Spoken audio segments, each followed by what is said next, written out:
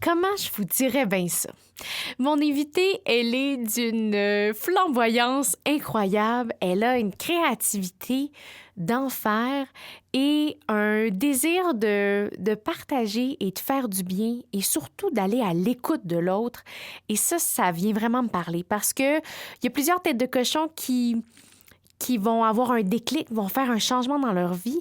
Mais elle, dans son cas, c'était vraiment intrinsèque. C'est comme une mission qu'elle s'est donnée sans s'en rendre compte. Puis elle le dit pas de cette façon-là, mais tout son parcours et ses actions sont vraiment directement liées à ses paroles. Et ça, c'est fort.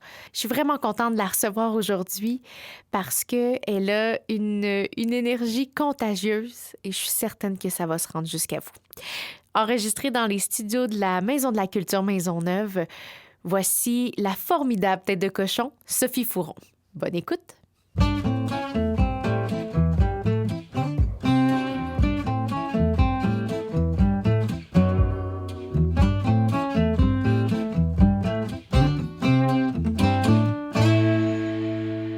Alors, Sophie Fouron, bienvenue à Tête de cochon. Merci beaucoup. Merci d'avoir accepté. Je suis tellement contente de t'avoir avec moi aujourd'hui parce que en préparant ton entrevue, mon Dieu, les questions fusaient de toutes parts. Fait que je suis contente qu'on puisse avoir cet échange-là. Ben, c'est un grand plaisir. Alors, tu portes plusieurs chapeaux. Animatrice, conceptrice, journaliste. Tu as longtemps été recherchiste, productrice au contenu. Bref, c'est ça. Il y en a plusieurs à ton actif. Mais avant qu'on parle du maintenant de ces années professionnelles-là, j'aimerais qu'on replonge dans ton enfance pour comprendre un peu qui était la jeune Sophie. Comment tu décrirais comment tu étais plus jeune? Écoute, je pense que je n'ai pas tant changé, en fait. Mais j'étais une enfant très enjouée, très, très rieuse, la troisième de 3 filles. On était très proches en âge. Chez nous, on a 1 an de différence, mes sœurs et moi. Et c'était une enfance absolument formidable. Avec des parents ouverts, curieux, intéressés, amoureux. C'était vraiment un bonheur. Puis tout part de là, hein, je pense. Tout se passe de 0 à 6 ans. Là. Il y a un livre qui s'intitule comme ça et je pense que c'est vrai. Donc, c'est une base qui m'a donné des ailes pour la suite avec beaucoup, beaucoup d'amour. Moi, je dis souvent que j'ai surfé sur une vague d'amour depuis que je suis née. C'est une grande chance, un privilège que je ne prends jamais pour acquis parce que c'est de la loto. Hein. Oui. Ça aurait pu être complètement autrement, mais pour moi, ça a été ça. Puis je pense que d'être la troisième de 3, ça me conférait encore plus de liberté. Ma mère est très présente, là, mais elle se préoccupait pas trop de mes notes, de mes choix pour l'université ou autre. C'était vraiment genre, OK, elle a travaillé fort pour les 2 premières, puis moi, c'était comme, elle va s'élever toute seule. Mais donc, c'est ça, on chantait à la maison, on dansait, on faisait des pièces de théâtre. C'était un milieu créatif, bien que mes parents soient pas là-dedans du tout, mais non, c'était vraiment une enfance dorée, je dirais, mais dans le plus beau sens, étincelante, là, tu sais. Est-ce que tu savais qu'est-ce que tu souhaitais faire? J'ai écouté énormément de télévision. On avait des rendez-vous télévisuels. On était très téléphage chez nous. Moi, j'ai toujours quand même eu cette personnalité un peu show-off, là, tu sais. Il y avait un micro, fallait que je sois devant. Il y avait une caméra, fallait que je sois devant. Peut-être que ça énervait mes amis ou pas, mais tu sais, j'avais une personnalité très extravertie. Il y avait une équipe des nouvelles, par exemple, sur le trottoir qui faisait un vox pop. Bien, tout le monde changeait de trottoir, mais moi, j'y allais vers eux, tu sais. C'est quoi votre question? Je veux répondre. Tu sais, c'est souvent ce qui me revient en tête quand je repense à pourquoi je fais ce métier ou pourquoi l'envie de m'exprimer a toujours été là.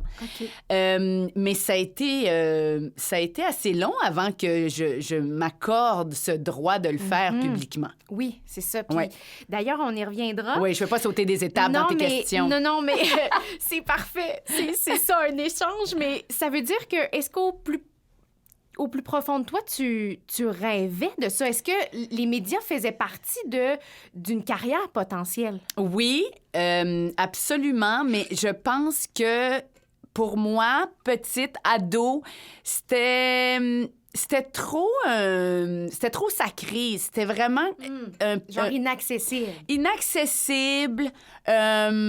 C'était un privilège énorme que d'avoir un micro. Ouais. Alors, pour moi, il fallait vraiment que tu gagnes ta place et que tu le fasses avec une tête pleine, avec une formation, avec une expérience de vie.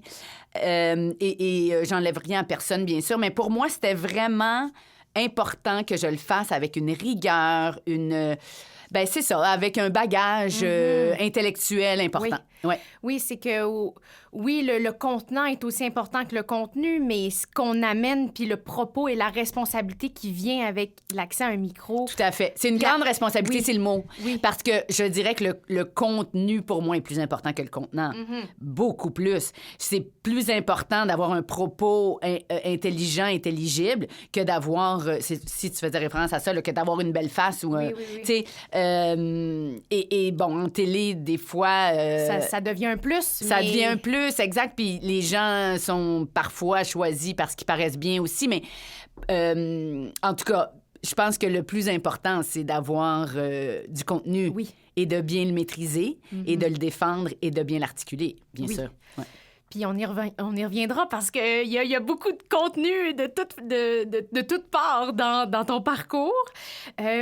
Mais ma question, tu sais, vient du fait que, bon, c'est quelque chose que tu entrevois, que tu souhaites être formé. Et pourtant, tu es allé quand même en sciences politiques, tu as fait une maîtrise en communication. Mais est-ce que pour toi, c'était comme une façon complémentaire de te former en vue de... Oui, pour moi, c'était une façon de toucher aux journalistes. Je me disais, si je comprends les enjeux du monde, parce que mon souhait, c'était d'être reporter à l'étranger. Ah oui? Oui. OK. C'était d'aller sur le terrain, puis d'aller à la rencontre des gens et de relayer la nouvelle de ce qui se passait ailleurs.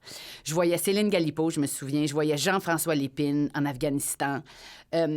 Pour moi, c'était des modèles. Je trouvais que c'était un travail absolument éblouissant, extraordinaire, d'aller ailleurs et de nous faire part de ce qui se passait ailleurs. Je trouvais ça très, très, très pertinent, très important. Alors moi, mon idée de ce métier-là de journalisme, je le voyais toujours ailleurs, bizarrement. Je me voyais pas tant comme lectrice de nouvelles ou comme journaliste à Montréal en même temps. Puis je le voyais vraiment plus à la télé qu'à l'écrit ou à la radio. Ça a toujours été, le médium pour moi, ça a toujours été la télévision.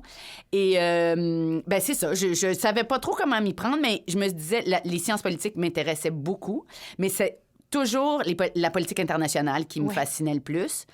Et puis après ma maîtrise en communication à l'Université de Montréal, ben ça a été complémentaire. Ça a été beaucoup de théorie. Et j'ai fait mon mémoire de maîtrise sur la promotion dans l'industrie de la musique au Québec. Alors, c'était vraiment quelque chose de très concret. Oui. Évidemment, c'est drôle parce que tout ce que j'ai écrit à l'époque ne tiendrait plus aujourd'hui parce que l'industrie de la musique a tellement changé. Oui. Mais toute l'industrialisation de la musique m'intéressait, comment ça devenait une business et comment les chanteurs devenaient des méga stars, de quelle manière, tous les procédés derrière la chanson qu'on entend à la radio quand elle passe, tu sais.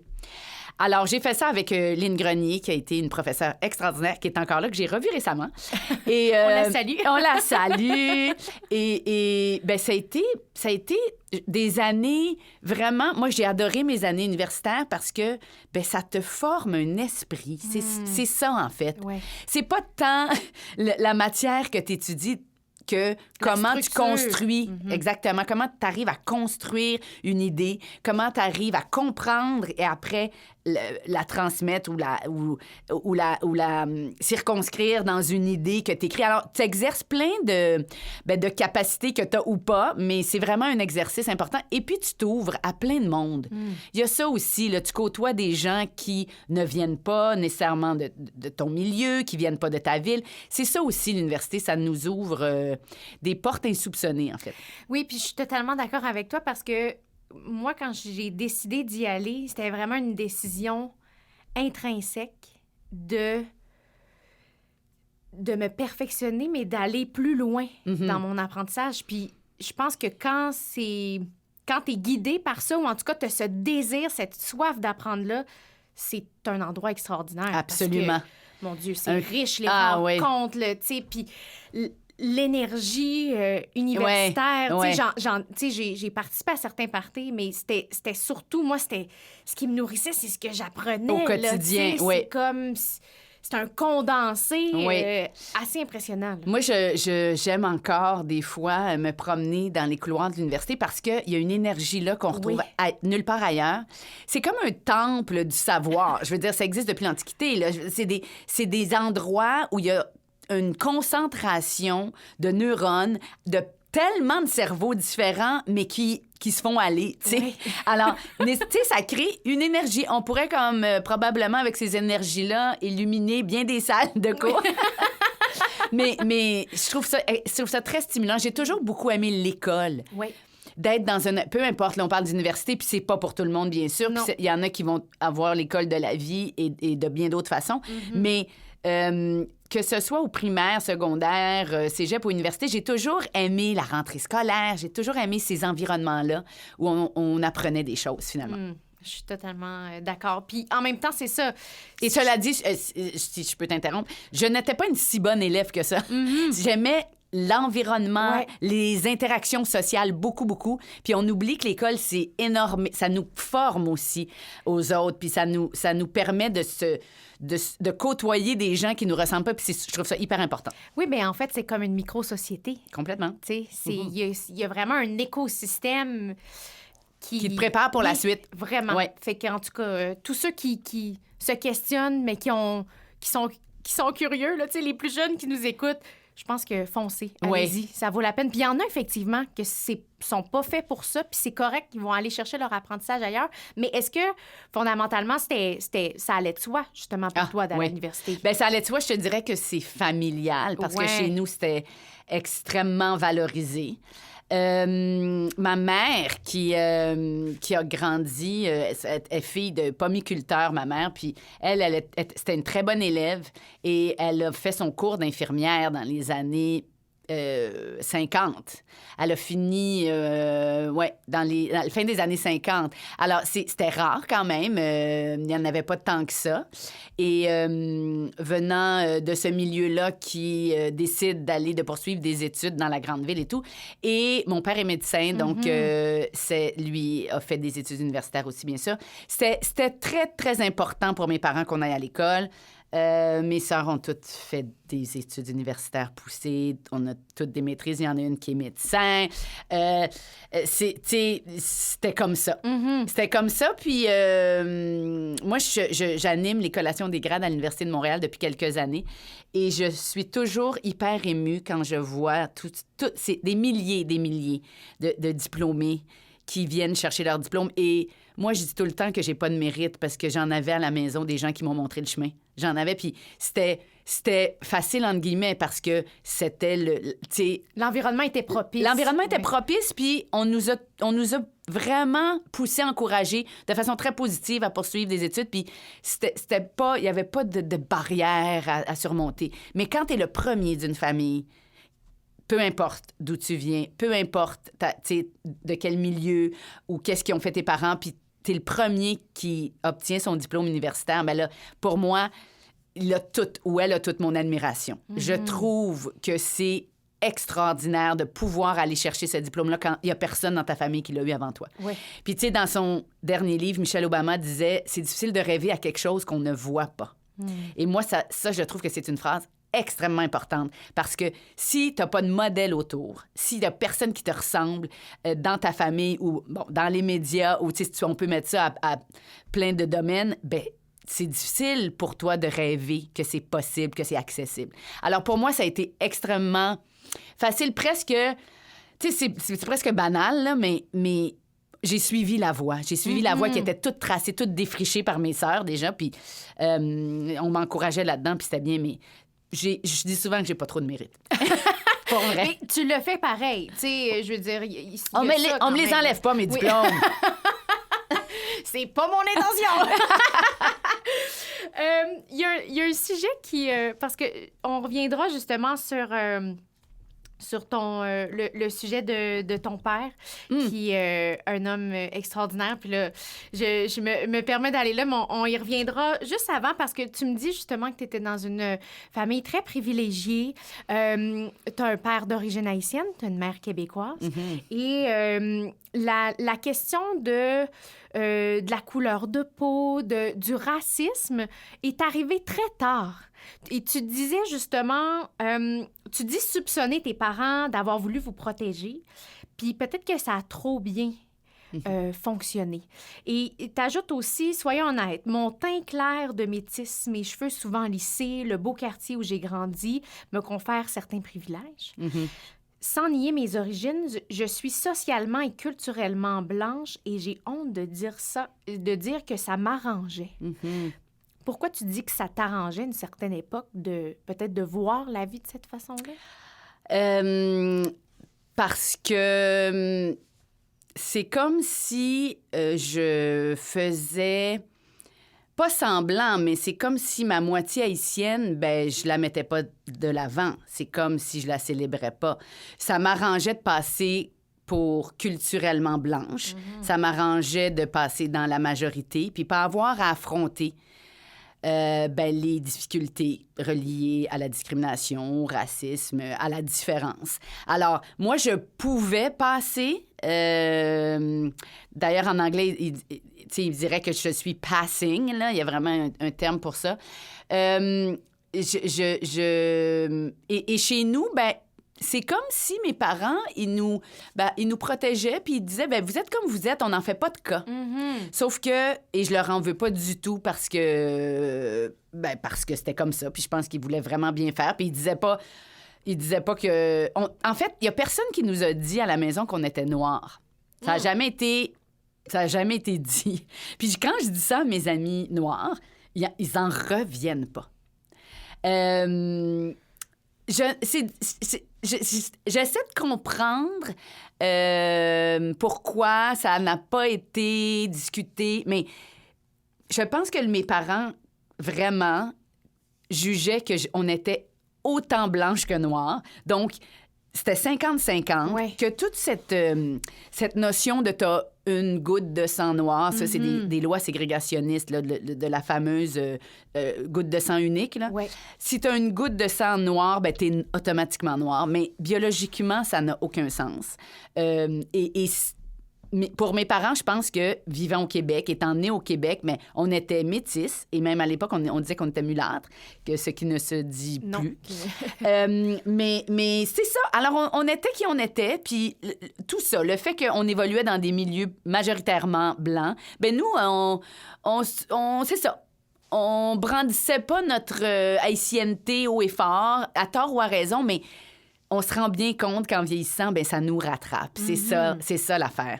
Et que quand j'ai été en Haïti pour tourner un épisode de Chacun son île, il y a pas longtemps, il y a comme 6 ans, ça m'est revenu là, comme une tonne de briques. Puis j'étais là, je suis aussi chez moi ici, là, un peu, en fait, beaucoup. Et je me suis rappelée de quand on y allait petite. Puis c'est comme s'il y avait tout un pan de ma vie que j'avais négligé. Et ça m'est revenu. J'essaie d'être plus consciente de ça et j'essaie donc d'être une porte-parole ou d'être une alliée encore plus importante pour dénoncer, pour être un peu plus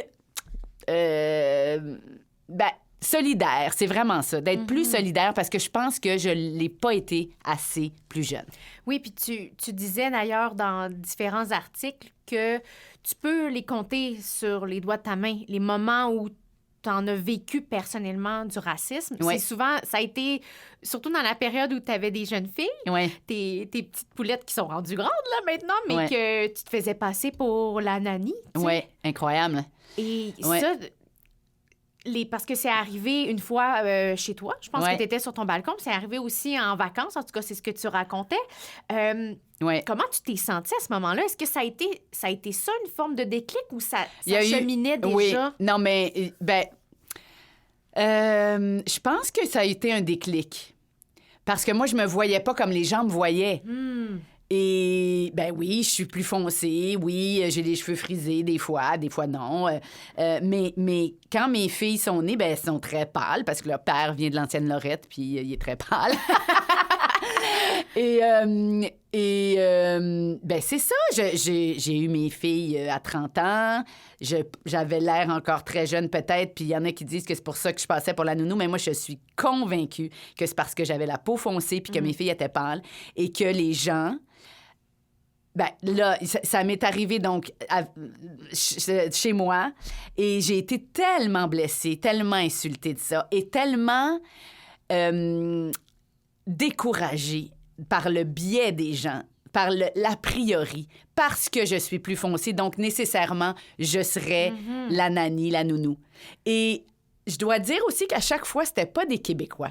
C'était des gens qui venaient d'ailleurs, parce que le Québécois, il pense pas comme ça. Il pense pas que... on n'a pas cette culture-là d'avoir des nounous, en fait. Oui, bien ça, effectivement. C'est moins présent. C'est moins présent. Puis à l'époque, c'était les jeunes filles québécoises qui servaient de domestiques dans des familles riches anglophones. C'est ça, au début du siècle. Mais quand je veux dire, t'as ton bébé dans les bras, puis quelqu'un te dit, ben, t'es la nanny. Il y a comme beaucoup de choses qui te passent par la tête. Maintenant, je leur demanderais, je pense que je leur répondrais, pourquoi est-ce que vous pensez que je suis la nanny? Pourquoi vous présumez de ça? C'est la réponse que j'aurais dû leur demander. Parce que là, ils auraient été interloqués, probablement. Oui. Ils auraient été, ben, je sais pas, un peu stupéfaits, ou je sais pas. Mais j'ai pensé plein de fois comment j'aurais pu leur répondre. Mais j'étais comme, à chaque fois, j'étais figée, puis je disais, ben, c'est moi leur mère, tu sais. Mais celle en vacances, OK, où j'étais probablement encore plus foncée parce qu'on était dans le sud. Oui. Mais quand même, est-ce que, je veux dire, moi, je regarde des familles, tout ça. Est-ce que tu vas dire à quelqu'un... Oh, you make a very good nanny. Elle se lève, la dame de sa table, pour venir me dire ça. Elle se lève pour dire ça. Mais vraiment, quoi? En tout cas, je dis, là, je raconte ça à chaque fois, je suis comme fâchée. Du culot, premièrement. Oui. Mais de quel droit tu me dis ça? Puis comment est-ce que tu penses que... Je pourrais être la nanny ou parce que je suis plus foncée. C'est tout ça. Mais c'est des constructions mentales, sociales. En même temps, ben oui, c'est comme... Généralement, c'est ça. La nanny est plus foncée. C'est des rôles, tu sais, traditionnels. En tout cas, c'est comme des dans l'histoire. Pas nécessairement une forme de préjugé, mais de préconception que... Mais c'est plus fondé, en fait. Puis, tu sais, même si ça a déjà été fondé à une époque, ça n'a pas sa raison d'être, on dirait. Ne présumez de rien, surtout. Non, c'est ça. Et puis, c'est très insultant. C'est très insultant parce que t'es plus foncé, t'es la nanny, tu pourrais pas être la mère, tu sais. Ouais. Mais c'est ça, là. Il y a plein... Je veux dire, il y a plein de cas de figure comme ça, où, par exemple, t'es une femme noire, t'es nécessairement l'infirmière, puis t'es pas la médecin, ou t'es la préposée, t'es pas la médecin. T'es une Vietnamienne, ben les gens vont penser que t'es esthéticienne, mais non, t'es dentiste. Tu sais, c'est comme... On a des idées préconçues, et il faut complètement déconstruire ça parce que ça n'a plus lieu d'être, comme tu dis. À partir du moment que, justement, clairement, ça t'a échaudé, et avec raison, qu'est-ce qui s'est passé dans ta réflexion? Comment, après ça, tu as réagi pour en créer une action ou, en tout cas, devenir une alliée ou, tu sais, de faire évoluer ta mentalité aussi qui était comme entrechoquée, là, d'une certaine façon? Ben, c'est drôle parce que je l'ai pas dit à mon père avant longtemps parce que je savais que ça allait lui faire de la peine. Parce que lui, il a dû en vivre du racisme. Puis lui, en tant que médecin noir, les gens, ils voit la première fois, il ne voit qu'un homme noir. Il pense pas que c'est le médecin spécialiste qui va aller... c'est lui qui va faire la consultation. Alors, j'avais pas envie de lui dire, puis je lui ai dit plus tard, puis il a juste dit « les gens me découragent » ou quelque chose comme ça. Mais à partir de ce moment-là, je pense que j'ai été encore plus consciente de qui j'étais, en fait. Parce que, encore une fois, les gens me voyaient autrement que moi, je me voyais. Alors, c'est comme s'il fallait que j'arrime mes deux personnalités. Ouais. Puis, en même temps, j'étais consciente de ça. Je peux pas dire que j'y pensais jamais. Souvent, j'étais c'était surtout peut-être à l'université, où est-ce que, tu sais, je suis dans l'autobus, puis je me dis, OK, je suis la seule minorité dans l'autobus. Des trucs. Ouais, je pensais à ça. Ou en voyage, tu voyages avec le... Tu sais, je voyageais avec mon sac à dos en Europe, par exemple, puis il y avait aucune minorité, jamais, là. Donc, c'est d'être conscient, mais là, je pense que ça a éveillé encore plus ma conscience. Ouais. Puis c'est c'est ça. Je pense que moi, la façon que j'ai trouvé de faire la paix avec ça, c'est de donner la parole à ces gens-là, tu sais, à des gens qui l'ont pas, puis à des gens qu'on a besoin d'entendre, puis qui ont besoin de se voir à la télé. Oui, d'avoir une représentation dans nos médias. Mais c'est drôle parce que on dirait que ça fait partie un peu d'une mission que tu t'es donnée. On parle de racisme, mais on parle aussi de donner la voix aux gens qui l'ont pas. Puis c'est drôle parce que j'y vois, il y a ta tête de cochon est là, parce que tu sens qu'il y a quelque chose de très fort, là, qui... Puis en même temps, on revient un peu à ce qu'on disait tantôt, cette responsabilité-là, elle est importante, puis elle a une place. Puis d'ailleurs, quand tu parlais de ça, tu disais... Dans ces déclics-là, dans ces événements-là que tu as vécus, tu disais vouloir rééquilibrer les choses. Ça se traduit comment, ça, dans ton quotidien? Dans mon quotidien? Je pense que c'est pas tant dans mon quotidien. Ça peut être de plein de façons, en lisant, en m'informant, en me rappelant l'histoire de mes ancêtres. Mais ça a toujours été présent. Tu sais, on a toujours été très, très au fait de l'histoire haïtienne. Je dis ça, puis pas tant non plus. Mais que ce soit, tu sais, la condition des Noirs aux États-Unis, ça a toujours été extrêmement important chez nous, là, la justice sociale, de traiter tout le monde de la même façon. Mon père disait tout le monde a la même valeur. Pour moi, ça, c'est comme l'assise la plus importante, je trouve. Puis c'est ça. Alors, c'est sûr qu'en vieillissant puis en ayant des enfants, c'est comme si ça doit se vivre encore plus, puis de façon... quand tu éduques des enfants, tu veux leur montrer du beau, mais il faut aussi leur dire comment ça se passe pour les autres. Puis moi, j'ai toujours dit, on est des chanceux, là. On est des privilégiés, on est en santé, on s'aime, on a un toit au-dessus de nos têtes, puis on mange très bien. Mais il faut être toujours conscient de ceux qui ont moins que nous. Toujours. Mais, tu sais, puis je l'ai dit hier à ma fille, de jamais oublier ceux qui ont pas les mêmes chances que nous, les mêmes privilèges, puis essayer de faire en sorte que notre société fonctionne mieux pour qu'on soit tous un peu mieux. Malgré nos différences, malgré les injustices, il va toujours en avoir. Puis il faut pas faire semblant non plus que... Tu sais, l'idée, c'est pas de... Je sais pas, de pleurer ou de s'apitoyer. Je pense que il faut juste, tu sais, dans les choix qu'on fait, dans les votes qu'on prend, dans le travail qu'on décide d'entamer, de toujours avoir les autres en tête. Toujours. Oui, c'est très, très intéressant. D'ailleurs, moi, je me demandais, parce que, tu sais, on parle de racisme, puis moi, dans ma position, je me dis, on dirait que je me sens pas adéquate, parce que j'ai l'impression de parler à travers mon chapeau. Étant blanche, hétéronormative, c'est comme, OK, tu peux pas être plus... je suis pas un homme, mais en tout cas, tu sais... déjà, c'est énorme. Oui, mais, tu sais... Non. Là, à ce moment-là, moi, je me disais, comment devenir un allié? Comment vraiment supporter cette cause-là? Puis montrer que, dans le fond, on veut l'égalité de tous. Exact. C'est un peu ça, tu sais, mais... Je pense que les plus jeunes générations comme toi... ont un tout autre regard par rapport à ça. Je pense que, je dis ça, puis regarde, on a vu récemment dans les vestiaires de hockey les jeunes caves, là, on va le dire, qui ont presque suffoqué leur coéquipier noir. Je veux dire, ça me fait halluciner que ça se passe encore aujourd'hui et par des si jeunes. Mais comment être un allié? Moi, je pense que c'est par l'éducation, bien sûr. Il faut apprendre les histoires, pas juste la nôtre, mais toutes les histoires.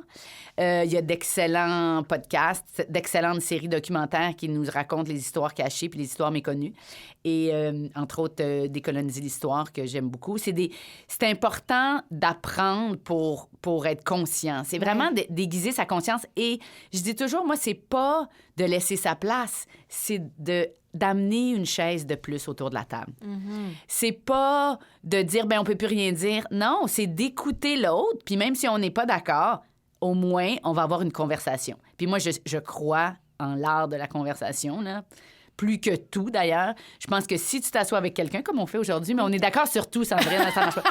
Mais si tu t'assois avec quelqu'un, tu prends le temps de lui parler dans le blanc des yeux, tout tombe. Tu sais, il y a tellement de préjugés, de barricades, de « Ah, je pensais pas que ça aurait été ça. Je pensais pas que tu aurais eu ça en commun avec moi. » Alors, c'est ça. Je suis vraiment l'apôtre de la conversation. Puis être un bon allié, si on n'a pas la chance de converser avec des gens qui nous ressemblent pas, au moins, écoutons-les. Oui.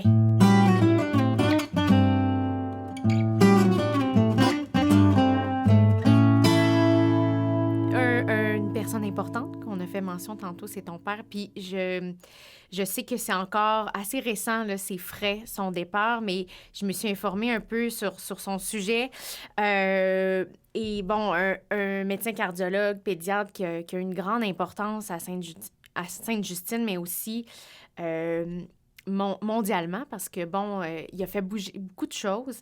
Et dans sa description, il soulignait, entre autres, sa grande originalité dans sa pratique, de ne pas examiner dans ce cas-là le cœur du fœtus, mais de considérer l'enfant et la mère dans son ensemble. Et je trouvais qu'il y avait un beau lien avec toi. J'ai l'impression que ça c'est incarné, puis on l'a élaboré, on en a discuté un peu, c'est l'humain dans son ensemble. Et je trouvais ça tellement beau parce que je sens que c'est comme un legs inconscient qui t'a laissé.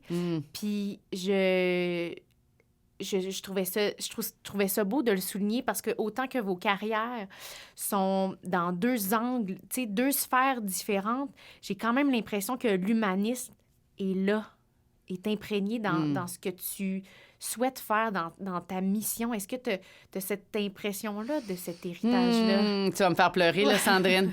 Mon père, c'est le plus grand humaniste. Ça, c'est sûr. Ça, s'il y a quelque chose qui nous a laissé, c'est ça. Ce respect de l'autre, cet intérêt pour l'autre, sa grande écoute, son sens de l'humour. Il voyait des femmes à Sainte-Justine depuis plusieurs années maintenant, des femmes enceintes, donc dans une immense vulnérabilité. Et lui, sa spécialité, c'était l'échographie fœtale. Alors, il s'occupait des cœurs, des petits cœurs des fœtus chez la femme enceinte. Alors, il se faisait... il voyait des patientes des quatre coins du Québec parce que c'était le seul centre spécialisé dans la cardiologie fœtale pendant longtemps. Et il rassurait la plupart du temps ces jeunes femmes, ces jeunes couples là, qui venaient dans un état complètement de grande vulnérabilité. Et quand je rencontre ces anciennes patientes, c'est comme si... C'est très bizarre parce que c'est comme si elles font partie de la famille. C'est quand je les rencontre. Puis étant donné qu'on a un nom de famille assez original et rare, tu sais, quand ils me disent « Est-ce que tu es la fille du docteur Fouron? Est-ce que tu es reliée au docteur Fouron? » Puis je suis comme « Oui. » Ah, il m'a vue. J'étais 4 mois enceinte. Mon bébé avait des battements cardiaques irréguliers. Puis là, je sais qu'elles savent. Je sais qu'elles savent à quel point il est extraordinaire. Je savais que tu allais me faire pleurer. C'est pour ça que ça me fait tellement plaisir quand on on m'écrit ou on me demande si je suis la fille du docteur Fouron parce que c'est ma plus grande fierté, tu sais. Il serait ici, puis là, il dirait, avec son grand cœur, il dit « Ma plus grande fierté, c'est ma femme et mes filles. Oui. C'est ça qu'il dirait. Mais c'était tellement un être d'exception. Puis je dis pas ça parce que c'est mon père. Écoute les hommages qu'on a eus à son décès il y a 1 an maintenant. On ne peut être que dans l'immense gratitude de l'avoir eu dans nos vies. L'immense gratitude. Il était bon dans tout, c'est pas mêlant. Ben, il était pas si bon à ce qu'ils te font, Pierre Patin. Faut le préciser quand même. Mais il était bon dans tout, puis il a marqué tellement de vie, puis tellement de carrière, tellement de cardiologues, tellement de pédiatres, d'obstétriciens, mais aussi, il y avait une si grande douceur, gentillesse avec ma mère, avec nous, avec ses petits-enfants. C'était... Mon Dieu. J'ai comme ouvert une boîte de Pandore. J'espère Ouais. que tu Non, te mais- sens bien de Oui, d'en parler. je suis contente d'en parler. C'est drôle parce que j'y pense à lui hier beaucoup. Puis je suis contente d'en parler. Je suis contente quand il vient me visiter dans mes rêves. Il est décédé à 88 ans. Tu sais, je peux pas... Une vie vénérable. Là, Ah, une vie il a arrêté de remplie. travailler à 80 ans, Oui, plus, là. oui, Fait que- et un peu plus parce qu'il voulait pas arrêter. Il disait tout le temps, ma mère veut... ma mère. Il disait, ma femme veut pas que j'arrête. Parce qu'elle veut pas que je sois à la maison, mais... Il était passionné par son travail. Ça aussi, c'est un exemple foudroyant Oui. tu sais, du travail acharné, mais de la passion pour le travail, pour ses collègues. Ben, c'est ça. Puis à la fin, ben, il y avait aussi des projets en Haïti. Il collaborait avec l'hôpital de Port-au-Prince, là-bas, l'université à Port-au-Prince. Ben, c'est ça. Moi, je pense que je lui dois tout, mais en même temps, ma mère est aussi exceptionnelle. Alors, je suis vraiment bénie de venir de cette famille, puis d'avoir eu tellement d'amour de mon père et tellement d'encouragement, tu sais. Absence de jugement, bien que tu sais, il nous guidait, mais il voulait qu'on soit heureuse. En tout cas, c'est vraiment... moi, je peux pas demander rien de plus dans la vie. Tu sais, j'ai vraiment une famille en or. J'ai vraiment... Puis, tu sais, c'est ça. J'ai eu des enfants. Mes sœurs ont des enfants, puis on essaie de garder ce legs, Oui. justement, oui. Est-ce que tu as l'impression, justement, que à ta façon, tu souhaites poursuivre dans cet élan-là? Ah, tu ben sais? j'ai pas cette prétention, parce que mon père, c'est un cerveau redoutable, déjà. À ta façon, bien À ma sûr, oui. façon, en gardant ses valeurs. Je pense que lui, qui a hérité de son père aussi, qui était ophtalmologiste comme mon oncle, alors c'était court dans la famille. Alors moi, j'ai échappé à ça. Oui, mais tu fais autre chose. Oui, quand non, il n'y a même. pas de problème. Écoute, j'ai aucun regret. Mais je pense que c'est des valeurs humanistes vraiment très profondes. De faire attention à l'autre, de respecter l'autre, de pas se prendre au sérieux, de pas hiérarchiser les relations. Tout le monde a la même valeur, je le répète. Il me le disait, puis je pense que c'est... Ben, je devrais peut-être me le faire tatouer, mais je suis pas trop tatou, là, mais je pense que si on se disait ça davantage, la vie irait mieux, puis tout le monde se sentirait mieux. Mais je trouve que c'est une... Tu portes, en fait, ces valeurs-là. C'est ça que je veux dire, tu sais. Puis t'es comme une... T'as une voix, t'as une responsabilité, puis tu deviens une certaine porte-parole. Et ça, je trouve ça beau. Je t'en remercie, parce que c'est une façon, je pense, de laisser perdurer ces valeurs-là qui sont tellement importantes pour notre société de manière générale. Mais c'est pas très compliqué, hein? Je le sais. C'est pas très compliqué quand on y pense. Comme, pourquoi est-ce que tu serais plus important que ton voisin? Pourquoi est-ce que tu aurais cette prétention de penser que toi, tu vaux plus que le voisin? Ou celui qui arrive d'ailleurs, ou celui qui conduit l'autobus ou qui est à la... Comme, pourquoi? Puis pourquoi c'est si compliqué de pas être raciste? Pourquoi est-ce que t'aimes pas la personne qui te ressemble pas? Tu sais, comme, pense-y 2 secondes. Ça vient d'où? Ça vient d'une insécurité, ça vient d'une peur. Mais une peur de quoi? Il va rien te prendre, là. En tout cas, des fois, ça me fâche, puis c'est incompréhensible pour moi, parce que mes parents se sont mariés en 1964 au Québec. Mon père est noir, ma mère est blanche. Ils s'en foutaient de leurs couleurs respectives. Ils ont une immense histoire d'amour. très rare. Tu sais, vraiment, nous, on regardait ça, puis on regarde encore ça, mes sœurs et moi, puis on est en pleine admiration depuis toujours devant cet amour. Tu sais, finalement, albinos. Tu sais, mais je comprends pas, moi, les gens qui s'arrêtent à la couleur. En même temps, je peux comprendre aussi. Je dis je comprends pas, mais je comprends parce qu'on en a tous. Puis moi, je suis vraiment pas une sainte. Puis j'en ai aussi des préjugés, puis des biens conscients, puis des angles morts. J'en ai comme tout le monde. Mais je pense que si on se donne la peine d'avoir vraiment sciemment une ouverture de cœur et d'esprit, puis dire non, je ne jugerai pas cette personne. Moi, c'est très important de ne pas juger. C'est pas facile. On a tous là, des jugements à la sauvette ou tout de suite, non. Il faut, tu sais, je pense que c'est un apprentissage aussi. Puis c'est un travail d'une vie de respecter l'autre, puis d'arriver à s'aimer les uns les autres. C'est très catho, mon affaire, mais ça n'a pas rapport.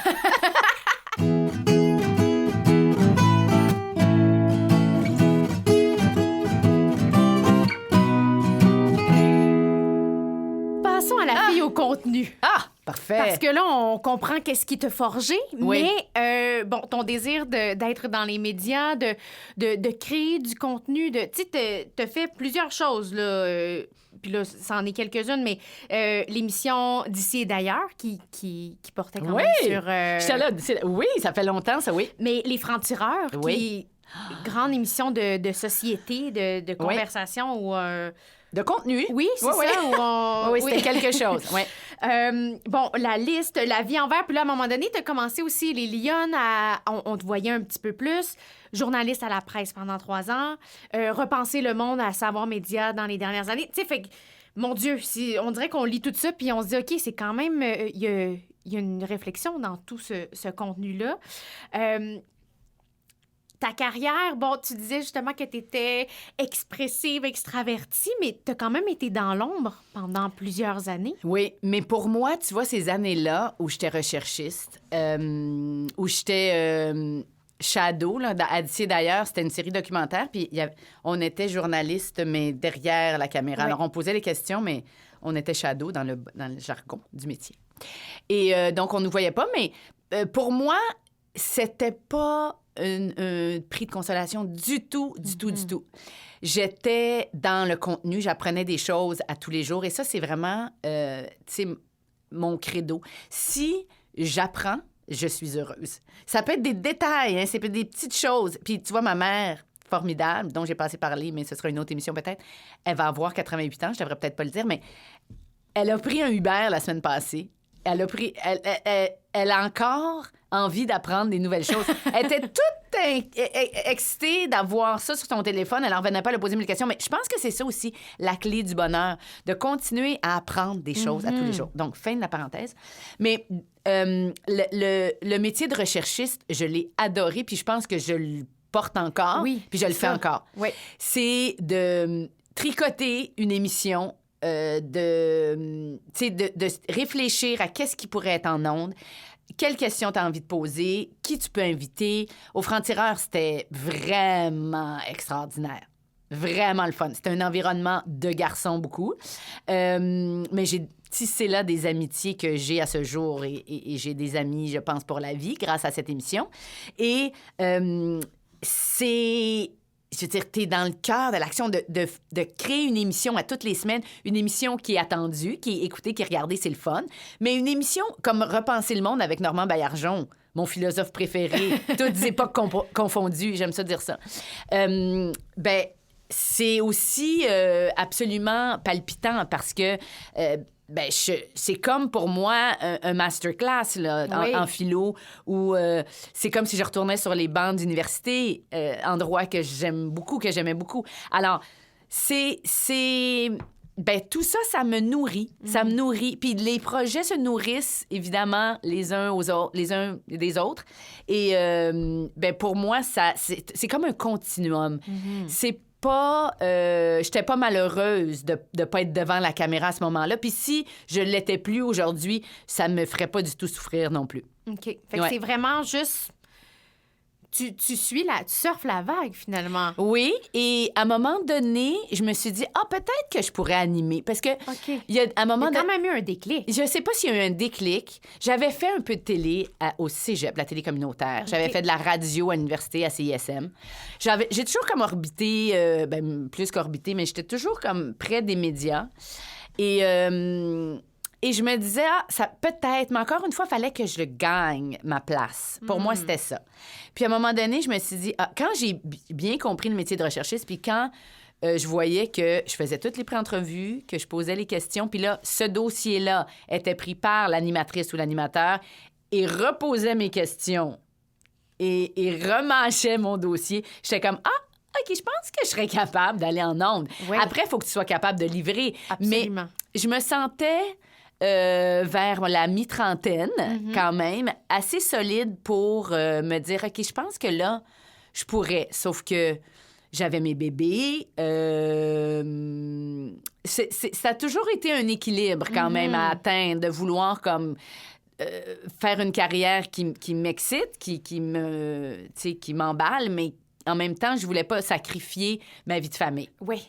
Puis ça, c'est un équilibre qui est pas facile. Non, qui est pas facile à maintenir. Non. Mais c'est drôle parce que justement, c'est plus vers la fin trentaine là, qu'il y a eu un momentum plus devant la caméra. Puis tu disais même dans un récent article, je défie les statistiques parce que plus je vieillis et plus je travaille et c'est rassurant. Et quand tu parles justement que c'est rassurant, à quel niveau? Parce que dans ta vie de pigiste, justement, ça a été plus dur?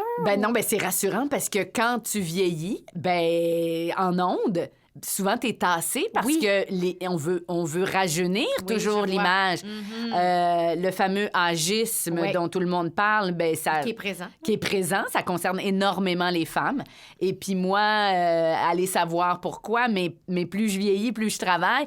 C'est rassurant parce qu'il en faut. Oui, je suis totalement d'accord. Il en faut des femmes de 50 ans et qui sont en ondes. Il y en a tout plein de plus en plus et qui sont là puis qui restent. Je veux dire, France Baudouin, il n'y a pas personne qui veut lui demander de rentrer à la maison. Moi, je vais faire une pétition, je vais faire une manif, là, si France Baudouin sort des ondes, ce qui n'arrivera pas. Je pense que c'est une grave erreur de tasser les femmes qui vieillissent des ondes. Je pense, au contraire, qu'on a tout à gagner de ce parcours, cette expérience, cette vision. Tu sais, c'est comme on peut pas tous avoir les mêmes expériences de vie. La diversité dans toutes ses formes. À tous les niveaux. Et l'intergénérationnel, pour moi, est la formule gagnante. Je pense que l'intergénérationnel et, comme tu dis, la diversité d'âge, d'origine, de milieu, de la diversité corporelle, de genre, amenez-en. Je veux dire, on n'en peut plus, là. On n'en peut plus de voir juste des hommes hétérosexuels, quarantenaires, qui décident et ce qui se passe devant et derrière la caméra. C'est plus possible, puis ça change de toute façon. Oui. Ça change, puis je pense que c'est vraiment la télé du passé de réfléchir comme ça. La révolution est en marche depuis un moment, là. Oui. D'ailleurs, ça m'amène à parler de la pertinence du contenu parce qu'on en a parlé un petit peu au début. Mais pour toi, c'est extrêmement important. Je suis totalement, en plus, en accord. On ne pourra pas débattre là-dessus parce que je considère exactement la même chose. Mais est-ce que tu as l'impression qu'avec l'avènement du web, il y a comme parfois une dissolution? Il y en a pour tous les goûts. Oui. Il y en a pour tous les goûts. Il y a une démocratisation du contenu, ça, c'est sûr. Tout le monde peut avoir sa chaîne YouTube. Tout le monde a sa chaîne TikTok. Tout le monde... Tu sais, ça aussi, là, ça rejoint beaucoup, beaucoup de monde. Oui. Pas mal plus de monde que Savoir Média, là. Sauf que moi, je pense que chacun son île, pour reprendre une de mes émissions. Oui. Je pense que c'est important pour les diffuseurs publics de, évidemment, prioriser des émissions rigoureuses. Pas sérieuses, parce que tu peux faire un divertissement... rigoureux, mais festif. Et absolument très divertissant. Puis il y en a tout plein de bonnes émissions comme ça. Et je pense que après, si les gens ils veulent écouter des téléréalités, ben grand bien leur faire. Je veux dire, moi, je dirais pas aux gens, vous êtes contre d'écouter ça. Ça s'écoute tout plein chez nous, là, des téléréalités. Mais je pense que, comme dans toute chose, il faut un équilibre. Oui, être exposé à différents contenus. Je contenus. pense qu'il faut être exposé à différents contenus, diversifier son portefeuille télévisuel, diversifier tes sources, comme pour s'informer. Je pense qu'il faut s'informer de différentes sources pour pas avoir un biais. Moi, après, c'est chacun ses goûts, puis ça se discute pas, mais il faudrait pas niveler vers le bas. Moi, ce qui me dérange, c'est quand on prend le public pour des gens qui ne savent pas réfléchir, qui n'ont pas envie de se casser la tête. C'est pas vrai. Moi, je pense qu'on peut offrir un contenu digeste, de qualité, qui va plaire à beaucoup de monde. J'adore ça. Je peux pas. Tu vas voter pour moi? Oui. Sophie pour la présidence! Mais je suis peut-être comme une voix en espèce de disparition. Là. Je dis une voix en espèce de disparition. C'est drôle que je dise ça. Une espèce en voie de disparition. Mais en même temps, je porte cette voix. Oui, absolument. Le voyage a fait partie... Oui. Puis là, ça, c'est... C'est un gros dossier, ça. C'est un gros dossier, mais que je trouve qu'il est important parce que ça vient... Ça a pris une grande place dans ta vie pendant une grande période. Ça vient avec des sacrifices, ça vient avec des expériences extraordinaires, puis ça vient aussi avec un déchirement, un désir de foncer, mais en même temps, la famille est là. Tu sais, c'est ça. C'est un grand dilemme qu'on a déjà abordé... dans d'autres circonstances, mais j'avais le goût qu'on revienne là-dessus parce qu'il y a 2 émissions fortes qui t'ont amené à faire le tour du globe pratiquement 2 fois. Là, 4 continents, 75 destinations, c'est comme... OK, là, t'en as vu. T'en as vu de J'ai vu du globe, pays. Là. Oui, c'est ça. Mais c'est ça, c'est 8 voyages par année pendant à peu près 6 ans. En plus que ça. Ah ouais? C'est 13 épisodes par année. OK, puis 13... Fait que ça veut dire... C'est 13 destinations. Oh là là. Ouais. OK, puis vous en faisiez pas un en... En fait, c'était... Il n'y en avait pas des combinés, là. Ben oui, il y avait des fois, quand on est en Asie, on faisait Taïwan et Jeju en Corée. OK. On faisait la Nouvelle-Calédonie et la Nouvelle-Zélande. Tu sais, comme essayer de... Tant qu'à être à l'autre bout du monde, on combinait toujours 2 destinations. OK. Ceci étant dit, c'était quand même énormément de voyages. C'est ça, 70 destinations et c'est ça, hein, je pense. 75. 75. J'oublie. Je fais plus le compte. C'était 6 ans de ma vie avec port d'attache chez Chacun son île. Et c'est des projets que je ne pouvais évidemment pas refuser. Puis là, je dois vraiment remercier mon chum Martin. À chaque fois que je parle de ces émissions-là, je dois le remercier parce que non seulement il m'a encouragée, mais il est encore là. Il est resté. Il s'est occupé des enfants. Il était toujours content de me retrouver. Il me donnait de l'énergie en partant. Tu sais, j'avais pas le choix d'avoir une famille complice et prêt à embarquer dans l'aventure. Prête à embarquer dans l'aventure parce que moi, le plus difficile, c'était de les quitter. Ouais.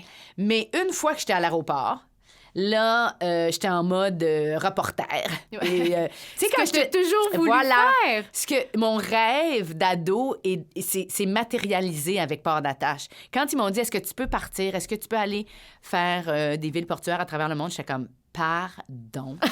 Je connaissais l'émission, puis je me souviens que j'avais dit au DOP à l'époque, Louis-Philippe Blain, j'avais dit, si Heidi Hollinger, qui a fait les 2 premières saisons ou 3 premières saisons, je pense.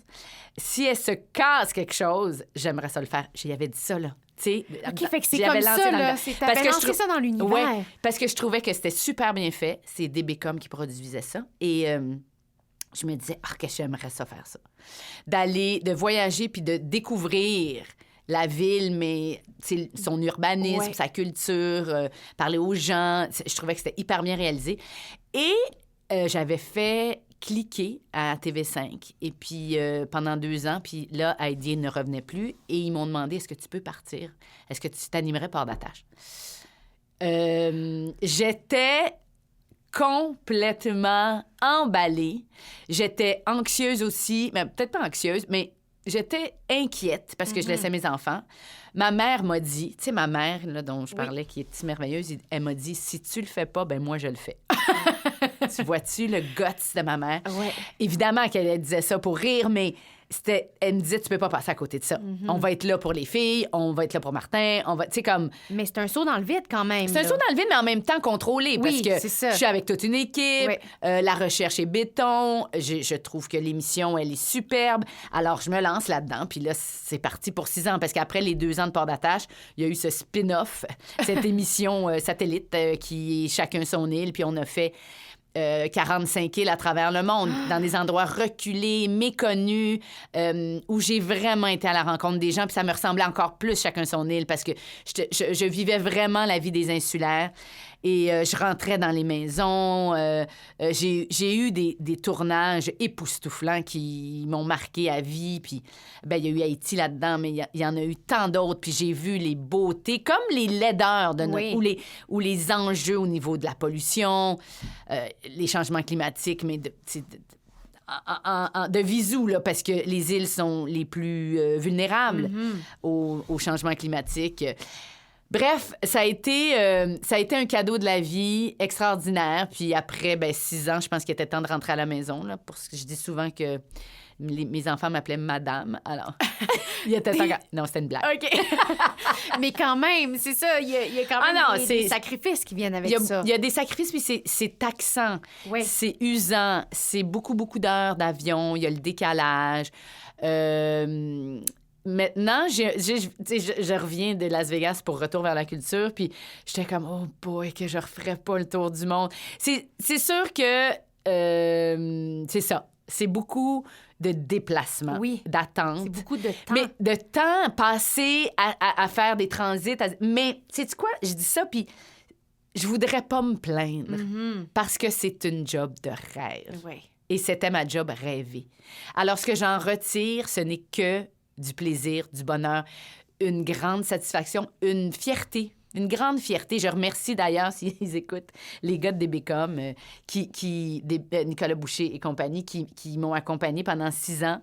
Parce que, tu sais, on a fait ça en équipe, on a eu beaucoup, beaucoup, beaucoup de plaisir. On a eu, tu sais, des moments mémorables, touchants. Ça a été que du bonheur. Puis ça m'a fait aussi pratiquer mon métier, hein, mine de rien. J'ai fait comme des centaines d'entrevues en anglais, en français, en espagnol. On faisait Waterfront Cities of the World, puis on faisait The Island Diaries. Alors, c'était pour des chaînes anglophones aussi. C'était beaucoup de... c'était beaucoup de travail, mais en même temps, c'était un travail agréable dans des conditions des fois difficiles parce que j'étais fatiguée. C'était souvent le décalage horaire qui est la pire invention au monde. Mais c'était quand même une pratique du métier de journaliste, de reporter, d'animatrice extraordinaire. Vraiment. Tu sais, j'arrivais quelque part... il n'y a pas de maquillage, il n'y a pas de coiffeur. On est avec le monde. Ouais. On est au même niveau. C'était très important que les gens se sentent à l'aise, que j'arrive là avec un cœur ouvert, mais le plus grand possible, pour qu'ils se sentent bien, pour qu'ils se sentent fiers, contents de me raconter un petit bout de leur vie. Tu sais, c'est ça, là, c'est ça. Puis c'est une grande aventure humaine que j'ai vécue. Puis c'est le constat... Après ces 6 ans-là, c'est qu'on est tous beaucoup plus semblables, qu'on est différents. Puis ça, je le répète souvent, que tu sois en Inde, que tu sois au Chili, que tu sois en Norvège ou à Taïwan, tu sais, une petite fille de 6 ans, c'est une petite fille de 6 ans, puis une grand-mère de 80, c'est une grand-mère de 80. C'est ça. Puis entre les deux, on veut tous aimer, être aimés, s'occuper de nos enfants, de nos parents, avoir un toit au-dessus de nos têtes, puis faire le mieux qu'on peut, tu sais, mais c'est ça. On voit souvent trop nos différences, puis pas assez nos ressemblances. Oui. Ouais. Puis là, ça, c'est ça. C'était cette aventure qu'on partage tous, là, de la vie, c'est la même, peu importe où tu es sur la planète. Clairement, à t'entendre, ce désir-là de mettre l'autre de l'avant est vraiment... présent. Je sais pas si c'est une mission consciente ou inconsciente, mais c'est un cadeau que je me fais. C'est même pas pour eux. Je je fais des blagues un peu. Mais moi, c'est mon carburant. C'est vraiment... Puis je veux dire, tu sais, peut-être que ça sonne cucu, mais le bonheur, c'est les autres pour moi. C'est vraiment ça. Ça m'intéresse. Toi, tu m'intéresses. Les gens m'intéressent. C'est ça mon moteur. C'est mon moteur et mon carburant. Alors, imagine quand j'ai la chance d'avoir... Puis j'en ai fait mon métier, finalement, de rencontrer des gens, puis de leur parler, puis d'avoir un intérêt réel pour eux. Puis quand tu viens d'ailleurs, puis quand... Mais t'as même pas besoin de venir d'ailleurs, parce que tout le monde a une histoire. Ça aussi, c'est comme... C'est comme... Pour moi, c'est une évidence. Ben, c'est intéressant. Ça m'intéresse. Il y en a qui s'intéressent au char ou au vin ou aux fleurs. Moi, c'est à l'être humain. Ben, c'est beau parce que on en a besoin puis c'est intéressant parce que ça permet aussi de créer plein de concepts. Ce désir-là. Et d'ailleurs, moi, je fais juste une parenthèse parce que j'ai trouvé ça très drôle quand j'ai lu ça, que les gens te reconnaissent davantage ailleurs dans le monde qu'ici à cause de TV5 parce que ces émissions-là sont diffusées partout. Mais ça, je trouve ça très drôle. Mais c'est un peu moins vrai maintenant, je te dirais. Mais bon, je suis pas une grosse vedette, là, mais ça change un peu maintenant. Mais c'est quand même... c'est drôle, oui. Oui, écoute, je me suis fait reconnaître. Je me suis fait reconnaître dans des endroits complètement, là, incongrus, inusité, sur un traversier entre Saint-Pierre et Miquelon, un monsieur russe, parce que ça passe à la télé russe, chacun son île. Il prenait une photo, il dit « Ma femme me croira jamais ». Je dis « Ben moi-même, là, je vous crois pas que vous écoutez ça ». En Sardaigne, dans un petit village, un monsieur qui me dit « J'écoute Anthony Bourdain et j'écoute Sophie Fouron ». Je suis comme « Ben voyons ». C'est très drôle. Ça change absolument rien, dans le fond, à ma vie, mais je trouve ça très, très... Je suis très fière que cette émission-là voyage la portée de autant, ça. c'est ça, puis qui voit que c'est une équipe québécoise, entièrement québécoise, qui fait cette émission, cette série de grande qualité et qui voyage plus que nous maintenant. Là, c'est vraiment... puis c'est comme aux États-Unis. Puis c'est vraiment chouette. Ben wow, on a de quoi être fiers, je pense. Ben oui. Ça reste un petit velours, mais c'est surtout la surprise, je pense. Mais complètement. Mais voyons, un Russe qui m'interpelle puis que sa femme capote parce que... Non, puis j'avais toujours ma tuque lignée, là. Tu sais, j'ai fait... Une photo pour la 3e ou 4e saison de Chacun son île avec ma tuque lignée, mais je l'avais beaucoup dans les pays nordiques. Ouais. Puis je l'avais à Saint-Pierre-et-Miquelon. Puis là, j'ai dit, vous avez reconnu ma tuque. Puis les gars, ils ont ri de moi, là, l'équipe, ils ont fait, mais voyons, qui t'a dit ça? Mais j'étais là, mais j'en revenais juste pas.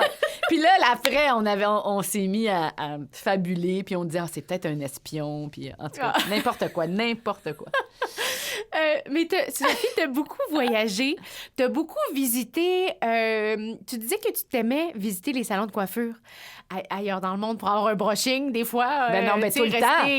Pour tourner, j'avais pas de maquillage, pas de coiffure, mais quand j'arrivais à destination pour port d'attache et pour Chacun son île, je cherchais tout le temps un salon de coiffure. Je me faisais coiffer la veille et puis ça tenait.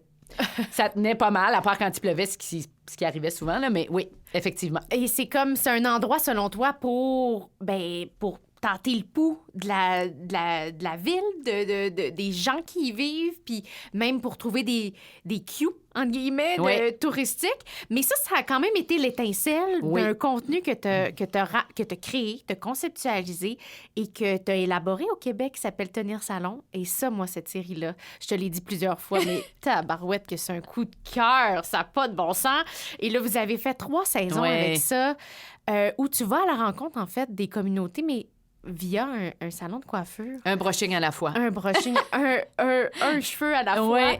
Et ça, je sens vraiment que c'est quelque chose d'intrinsèque et ça te permettait aussi de poursuivre ce voyage-là, mais au Québec. Écoute, tu m'en parles, j'ai des frissons. Tenir Salon, c'est mon 3e bébé, je pense. C'est vraiment... je pense pas que je dis ça. Parce que la vie est longue, hein, et le désir sans fin. Mais je suis tellement fière de ce projet qui est effectivement parti de mes multiples rendez-vous à l'étranger dans les salons de coiffure. Je suis fière à plein de niveaux. L'équipe, d'abord, c'est une gang de filles qui sont des amies proches. Je pense à Catherine Bureau, qui est je veux dire, une de mes meilleures amies, qui est la productrice de Tenir Salon et qui en a fait un bijou. Vraiment. Où on allait à la rencontre des gens, encore une fois. Oui. C'est une idée banale, mais universelle. C'est une idée qui... Puis plein de monde m'ont dit, j'aurais aimé savoir cette idée-là. Je me souviens que Pénélope McQueen avait dit, moi, là, dans la vie, je suis pas jalouse, mais là, je suis jalouse de cette émission-là. En fait, c'est tellement... c'est comme... Moi, je n'irais pas faire... J'aurais pu faire tenir garage, mettons, mais je me tiens pas dans les garages. Mais c'est ça. C'est de parler à des gens qui font un métier tout simple, mais que tout le monde connaît. Puis là, avec leur parcours migratoire. Alors déjà, il y a des éléments là-dedans. Puis je pense qu'on soupçonnait pas. Je pense qu'on ne soupçonnait pas à quel point il y avait des éléments qui, vraiment vendeurs dans Tenir Salon. Mm-hmm. Le salon de coiffure, donc déjà, l'endroit, les endroits. Les immigrants. Les clients autour, moi qui m'assois dans la chaise à la fin. C'est aussi toujours la même formule. La musique, la réalisation. Bref, pour moi, il y a un avant, un après. Ça m'a mis un peu sur la map aussi. Ça m'a donné un peu de galon, je pense, parce que je l'ai conçu, puis je l'ai animé, puis ça a marché. Donc, ça c'est le fun. Mais pour moi, Tenir Salon, c'est surtout ce travail d'équipe exceptionnel. Je veux dire, je peux pas me prendre le crédit parce que c'est bien beau d'avoir l'idée, là, mais faut le mettre en image. Jean-Sébastien Desrosiers à la DOP, Jean-Philippe Sirois, tout ça. Il faut le mettre en image, puis après, faut que les gens aiment ça. Puis ça a été vraiment de belles rencontres. Et après, de belles rencontres avec le public qui m'en parlait tellement. Et encore, j'en entends parler presque à tous les jours. Non, il y a quelque chose de très universel, en fait, dans... Exactement. Puis viens nous chercher. Je veux dire, puis les coiffeurs-coiffeuses se partageaient les émissions, puis m'écrivaient. Puis, tu sais, j'ai été comme aimée de la communauté des coiffeurs-coiffeuses. J'étais tellement contente. Fait que ça doit pas être compliqué là, pour un brushing de dernière minute là, à Montréal. J'ai beaucoup trop d'adresses. Oui, c'est ça. Ouais, c'est ça le problème. C'est ça. Oui, j'ai quelques options. Tu as fait plusieurs rencontres marquantes. Puis dans ta saison 3, t'as réussi à aller à la rencontre d'une jeune perruquière juive assidique. Ouais. Et ça... T'as fait des rencontres, puis après ça, il y en a une qui était présente au tournage que t'as revue par la suite. Puis t'es allée à sa rencontre. Rani. Ouais. Oui, c'est ça. C'est écrit C-H-A-N-Y. Mais ça se prononce Rani, oui. C'est ça. Ouais. Et ça, qu'est-ce qui ressort de ça? Parce que c'est effectivement, c'est comme de briser des barrières qu'on se crée.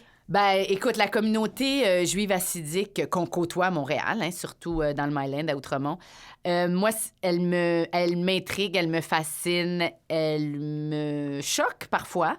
Et au tout début de Tenir Salon, quand on parlait de ce qu'on voulait faire, moi, j'ai dit mon rêve, c'est d'aller dans un salon d'une perruquière juive assidique, parce que ces femmes-là, donc, portent la perruque pour cacher leurs cheveux.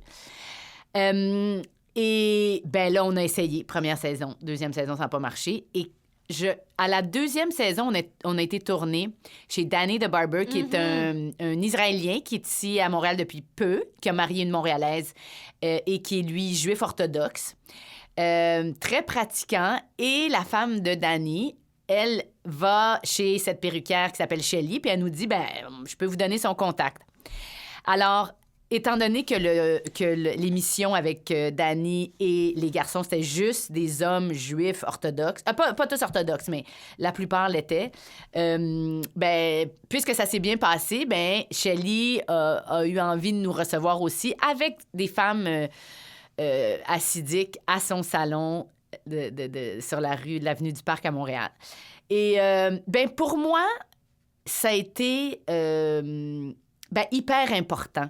Pas parce que je voulais faire l'apologie de la religion assidique, pas parce que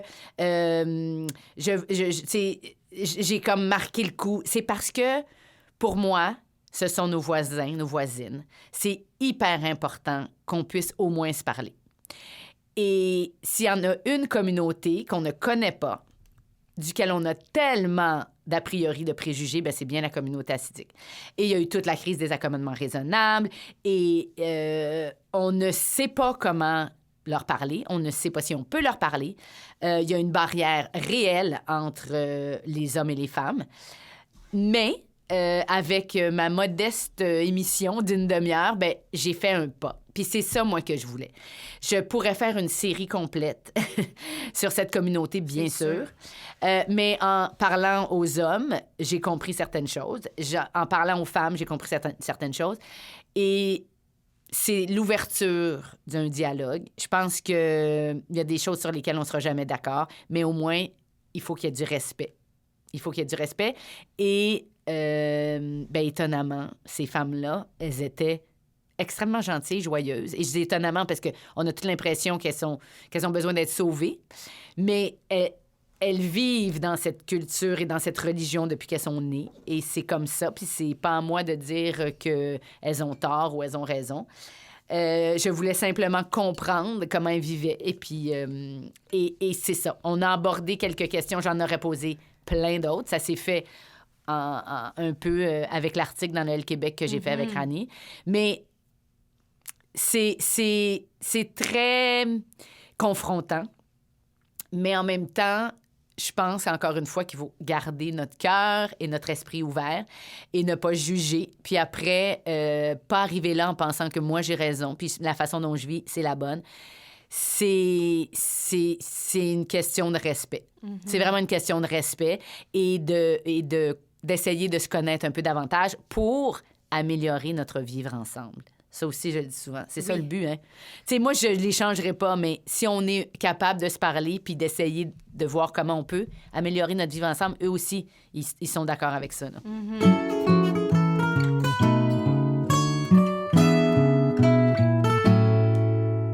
D'ailleurs, ça m'amène à te parler d'un extrait d'un communiqué de presse d'une autre belle émission festive que t'animes. L'actualité nous prouve tous les jours qu'on a besoin de soigner notre vivre ensemble. Et c'est conséquent, mon affaire. Oui, hein? T'es vraiment conséquente. Et de s'intéresser au monde qui nous entoure, c'est un bonheur et un besoin pour moi de continuer à découvrir nos voisins venus d'ailleurs. C'est un peu ce que tu nous disais. Et là, ben la vie est un carnaval, un autre contenu tellement extraordinaire que si vous n'avez pas vu, jetez-vous là-dessus, là, parce que ça représente une grande tablée festive. Tu le décris comme une auberge espagnole où tout le monde est invité. Oui. Tu dis même que, dans le fond, justement, le dénominateur commun, c'est que tout le monde peut être autour de cette table. Complètement. Et qu'il n'y a pas de barrière. Ça amène le dialogue. Et c'est un peu comme une autre sorte de voyage, en fait, parce que ça gravite autour de plein de cultures, plein de religions. Tes collaborateurs amènent des choses sur la table, même les invités aussi, la variété d'invités fait que, mon Dieu, qu'on apprend des choses quand on écoute ce show-là. Ben, écoute, moi, j'apprends plein d'affaires. C'est fou, hein? Puis tu l'as très bien décrit, tout le monde est invité au carnaval.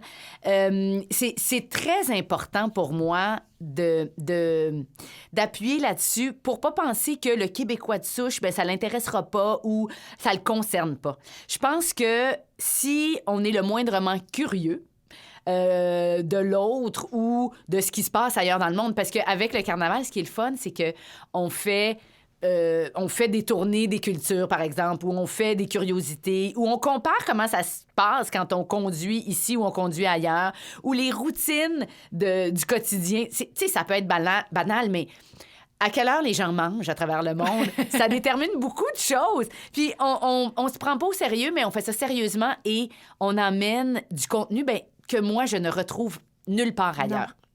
C'est ça qui m'intéresse. Puis il y a plein de choses, je veux dire, on pourrait faire, je l'espère, cette émission pendant des années parce que les gens apportent tellement d'informations pertinentes et moi, la grande voyageuse qui ne voyage plus vraiment, je suis rassasiée par le carnaval parce que on fait un tour du monde à chaque semaine. Puis je trouve à chaque fois, je suis comme, c'est donc bien intéressant. Puis, tu sais, la culture du thé nomade, puis tout ça, il y a bien des choses qu'on peut retrouver ici. C'est ça que je trouve extraordinaire. C'est pas tout le monde qui habite à Montréal, je sais bien. Mais même à Québec, maintenant, il y a tellement une diversité intéressante. Non, mais ça à se Sherbrooke, répand ailleurs, bien quand sûr. même, là. Tu sais, dans les grandes villes, même dans les moyennes villes, il y a plein de choses qui se passent. Et les immigrants, les nouveaux immigrants vont vous dire poussez la porte, venez nous voir, intéressez-vous, puis c'est comme échangeons. Il faut pas que ça reste en... Moi, c'est ça que je prône le plus, de décloisonner les communautés, de s'intéresser les uns aux autres. Moi, je pense que c'est ça. C'est là, le partage est tellement important et ça doit aller dans les deux sens. Oui. C'est pas juste... C'est un échange. Ben oui. C'est pas juste à l'immigrant de faire des efforts. Il en fait tout plein. Il faut que les Québécois, les gens qui sont ici, fassent également des efforts. Puis c'est là, on va se rejoindre. Puis là, ça va être un carnaval à n'en plus finir. Mais d'ailleurs, tu dis beaucoup, le bonheur, c'est les autres. Yes. Et ça, ça se traduit comment? Ben, par tout ce que je viens de dire. C'est de t'intéresser à l'autre. Oui, tout simplement. Oui, tout simplement. Moi, je suis... Ben, c'est peut-être dans ma personnalité, mais je suis pas tant solitaire, tu le devineras. C'est ça qui m'anime, d'échanger. Tu sais, c'est rare que j'aille un spectacle toute seule. À quoi ça sert? Tu peux pas parler non, après. Tu peux pas partager ce que tu viens de voir. Tu peux pas dire tout ce que t'as aimé ou tout ce que t'as pas aimé. Tu sais, c'est ça. Puis les autres, c'est pas seulement celui qui vient d'ailleurs, c'est celui qui t'amène un colis. Tu sais, c'est toujours avoir une petite attention à l'autre. Puis moi, je pense que c'est un cadeau qu'on se fait vraiment. Oui. Ça nous nourrit, puis ça nous élève. Puis moi, je pense qu'on a besoin d'être élevé un peu. Oui, je suis totalement d'accord. Parlant d'élévation et de festivité, je t'ai préparé un petit quiz festif. Parce que là, je me suis dit, j'adore les quiz! C'est festif de recevoir Sophie. Et parce que j'ai eu un gros coup de cœur pour la vie et le carnaval, là, j'avais le goût de me mettre un peu dans l'ambiance. Il manquerait juste des confettis. Mais bon, on peut les imaginer. Sophie, pour toi, c'est quoi une fête réussie? Une fête réussie, c'est s'il y a de la danse, si les gens sont heureux, si ça rit fort, si ça parle fort, s'il y a des nouvelles rencontres. Moi, j'aime beaucoup mêler les gangs, beaucoup, beaucoup. J'aime beaucoup amener des nouvelles personnes dans mes fêtes. C'est réussi aussi quand mes enfants sont là. C'est quoi la chose la plus festive qui existe, selon toi? Oh! La chose la plus festive qui existe. Ça, c'est drôle. Je dois dire que j'ai été à une pratique du carnaval de Rio quand j'ai tourné Port d'Attache à Rio. Ouais.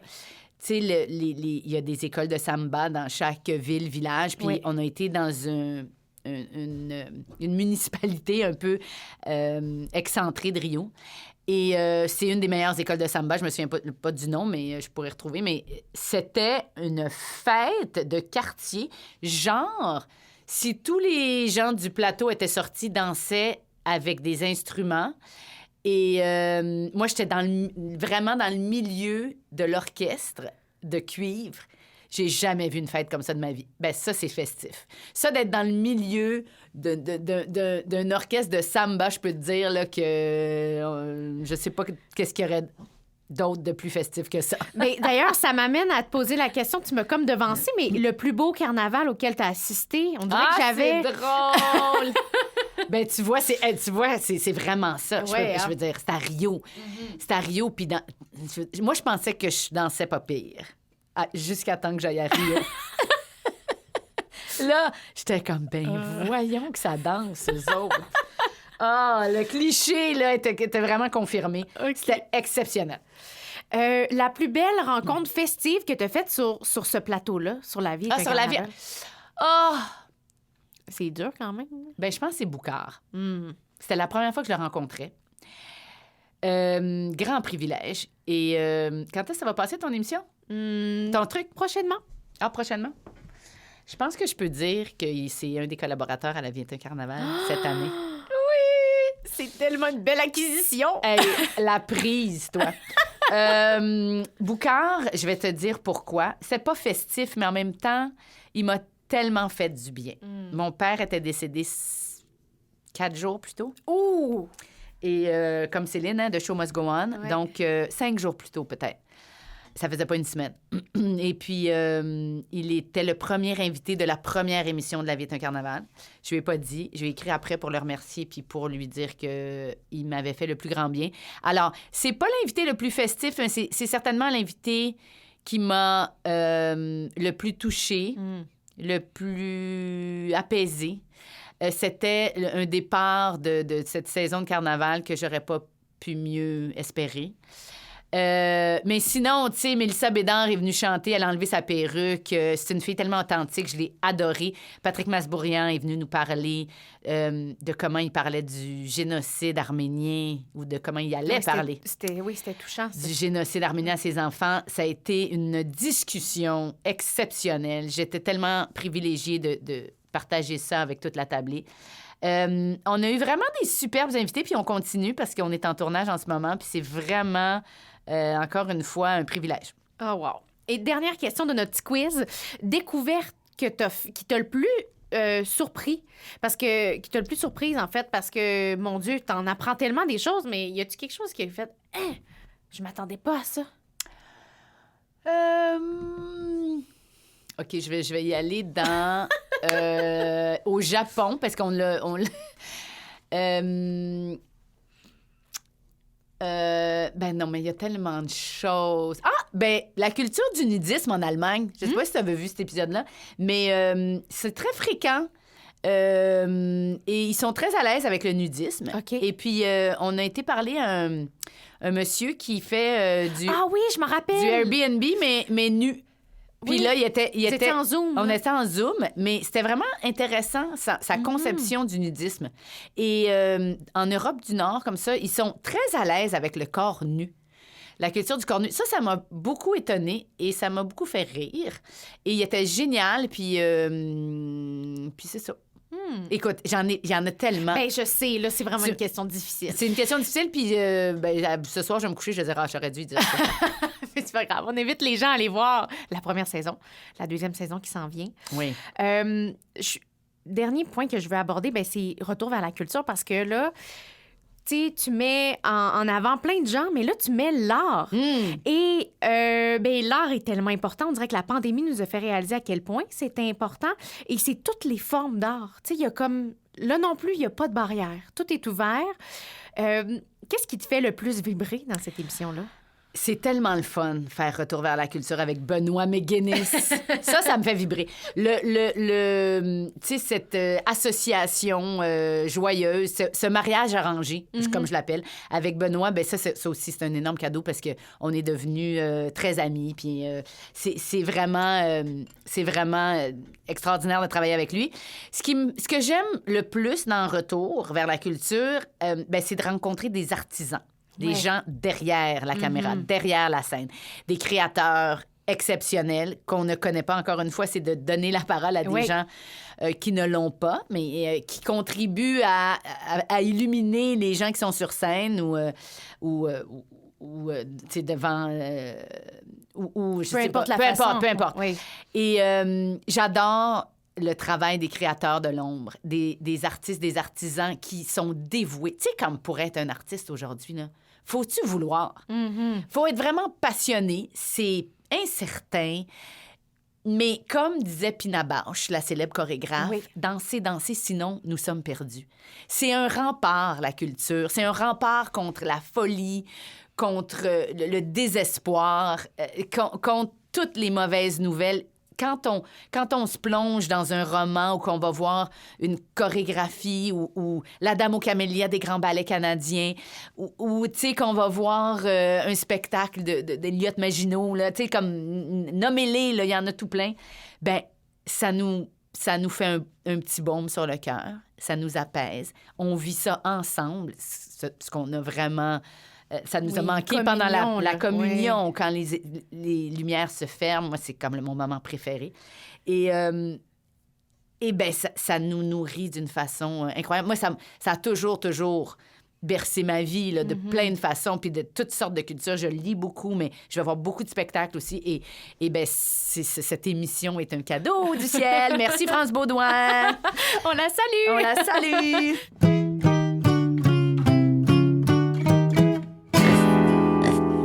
Sophie, je termine toujours mon podcast avec 3 questions qui sont les mêmes. Ça s'appelle les 3 petites questions.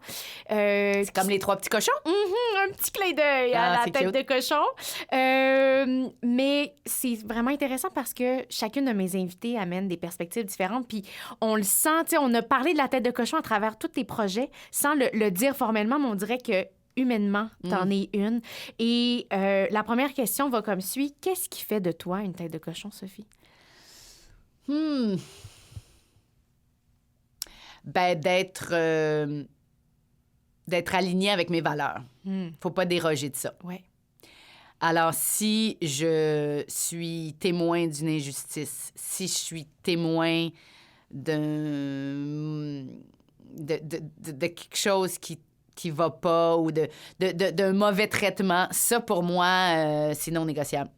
Je pense qu'il faut nommer, il faut défendre les gens qui peuvent pas se défendre. Je pense qu'il faut être solidaire entre femmes, notamment. Moi, je dis aux plus jeunes de se trouver des mentors, d'appeler comme toi, par exemple. Je trouve que tu as une moyenne grosse tête de cochon.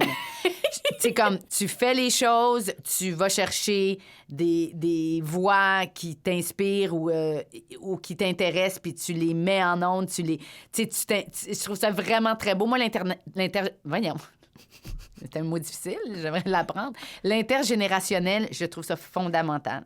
Alors, quand des plus jeunes sont moins bien traités, quand... Tu sais, c'est tout ça, là. Je pense que la tête de cochon, c'est d'être honnête dans tout ce que je fais, puis de montrer l'exemple. Oui. J'essaie de montrer l'exemple à mes enfants, mais peut-être à d'autres, si jamais ça se peut.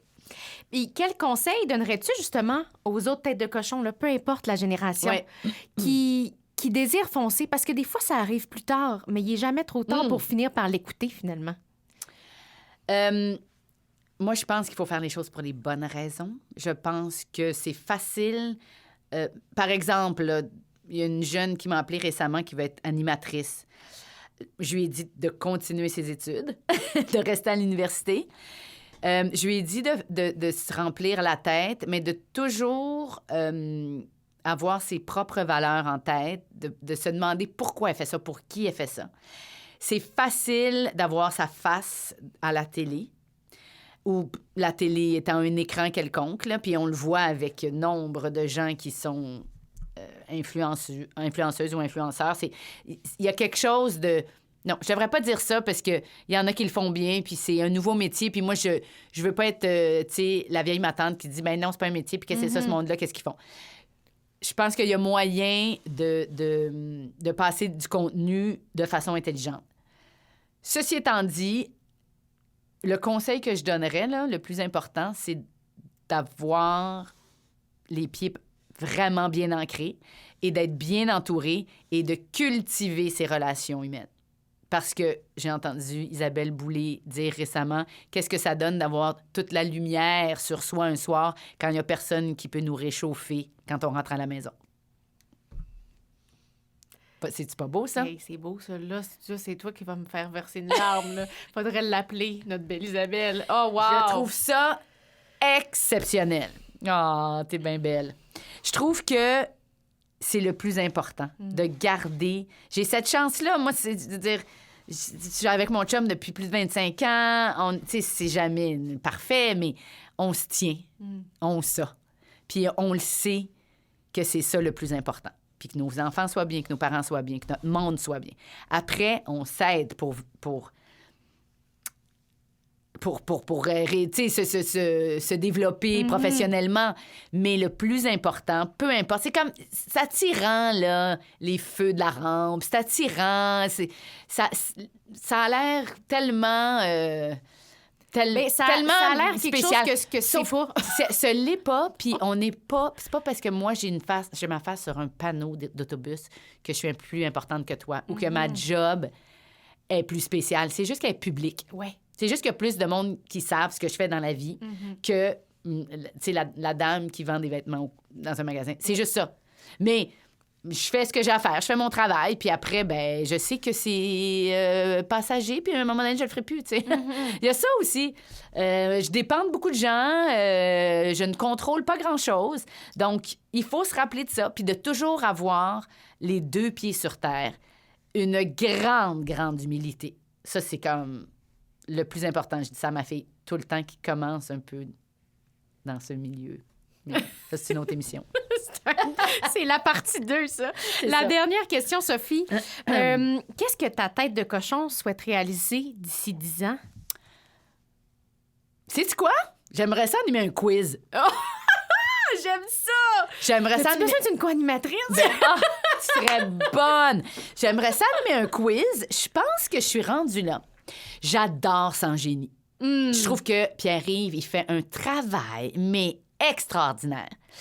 J'adorais Génie en herbe. J'adore les quiz de connaissances générales. J'adore les arpents de piège. Moi, là, le seul jeu de société auquel je joue, c'est les arpents de piège. Quelques arpents de piège. Mes filles vont te dire, je suis pas une joueuse, et à leur grande dame, mais j'aimerais ça animer un quiz de culture générale. Et je pense que je serais pas pire. Ah! J'adorerais ça. Ben, en tout cas, on envoie ça dans l'univers. On sait, écoute, on s'en reparle. Imagine. Parce que là, on a le temps. Là, OK, mais je rajouterais qu'il n'y a pas de filles qui animent des quiz. Hey, c'est vrai.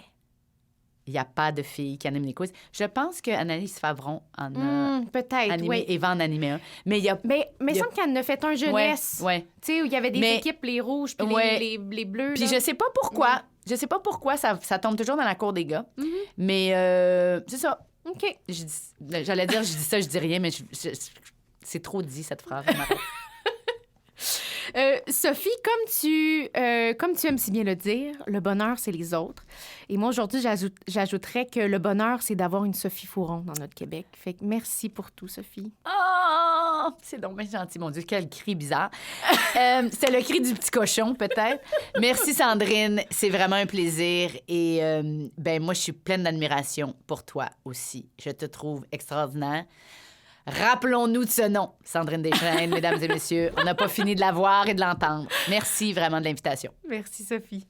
Cet épisode a été enregistré dans les studios de la Maison de la Culture Maisonneuve. Merci à toute l'équipe pour votre accueil et votre support. Et merci à vous d'encourager Tête de cochon en vous abonnant, entre autres, à nos réseaux sociaux. On se dit à très bientôt. Salut!